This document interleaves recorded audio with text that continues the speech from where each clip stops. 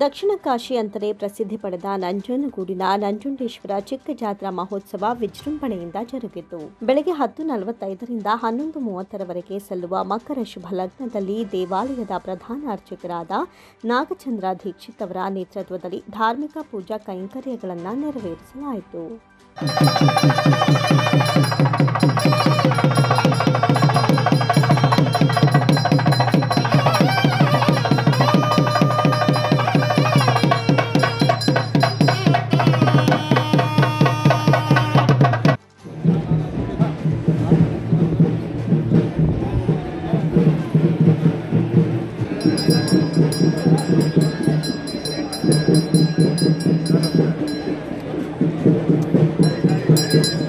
ನಂಜನಗೂಡು ವಿಧಾನಸಭಾ ಕ್ಷೇತ್ರದ ಶಾಸಕರಾದ ದರ್ಶನ್ ಧ್ರುವನಾರಾಯಣ್ ಅವರು ರಥಕ್ಕೆ ಪೂಜೆ ಸಲ್ಲಿಸಿ ರಥಕ್ಕೆ ಚಾಲನೆ ನೀಡಿದರು.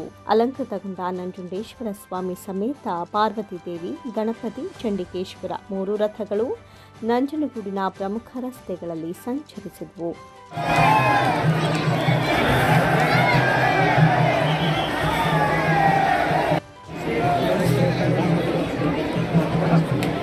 ಈ ಸಂದರ್ಭದಲ್ಲಿ ಸಾವಿರಾರು ಭಕ್ತಾದಿಗಳು ಹಣ್ಣು, ದವನ ಎಸೆಯುವ ಮೂಲಕ ತಮ್ಮ ಹರಕೆಯನ್ನ ತೀರಿಸಿ ರಥವನ್ನ ಎಳೆದರು.